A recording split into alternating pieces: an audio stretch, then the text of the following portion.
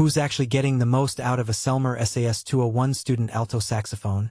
Who might be better off looking elsewhere? And does the price make sense for the everyday beginner? If you've ever stood in a music store, eyeing a shiny brass instrument and wondered whether it will survive the first year of school band, you're not alone. Link is in the description if you want to check the product details on Amazon. The hesitation most new players feel isn't about the finish or the brand logo. It's about whether the sax will stay in tune after a dozen rushed rehearsals, whether the keys will hold up to the inevitable drops, and whether the money you spend now will still feel like a good deal when your child's skill level jumps a notch. The student sax market is crowded, but the real differentiators come down to how the instrument handles the day-to-day grind of practice rooms, lockers, and the occasional clumsy handling by a teenager. You want something that sounds decent right out of the box, feels comfortable enough that you don't dread the first 5 minutes of a lesson, and can survive the occasional, "I left it in the car" incident without turning into a costly repair bill. That's where the Selmer SAS201 tries to stake its claim. At first glance, the SAS201 looks like a scaled-down version of its professional siblings. The postobody construction, a hallmark of Selmer's higher-end models, ties the keywork directly to the body of the instrument rather than using a separate frame.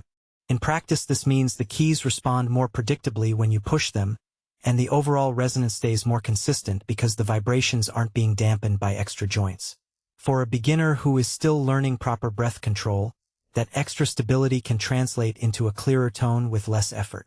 The adjustable thumb rest is another practical detail that often gets overlooked in generic reviews. Kids come in all shapes, and a fixed thumb rest can feel cramped for a younger player or too far out for an older teen.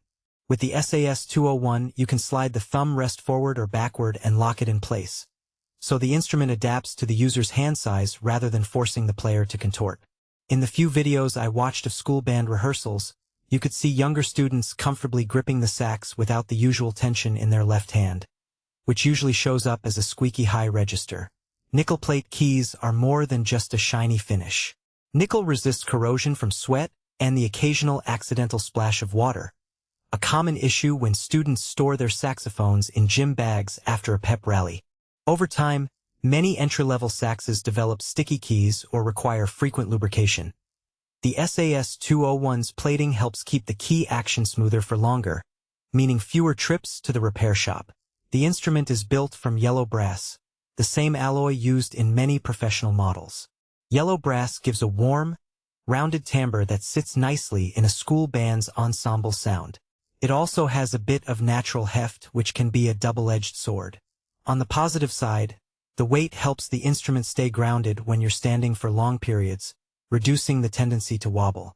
On the downside, a heavier sax can be tiring for a small beginner during a full-day rehearsal.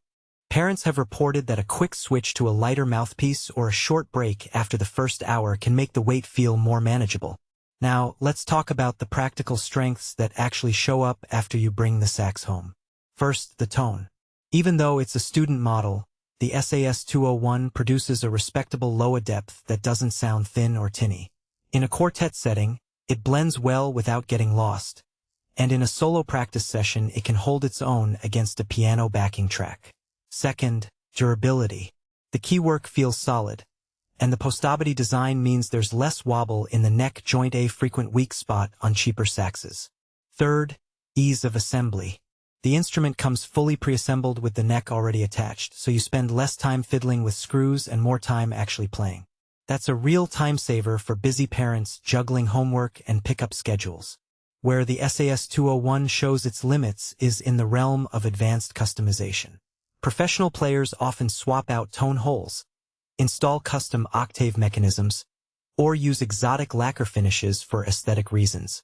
The SAS201's design is fairly straightforward, so those kinds of upgrades are not as readily available.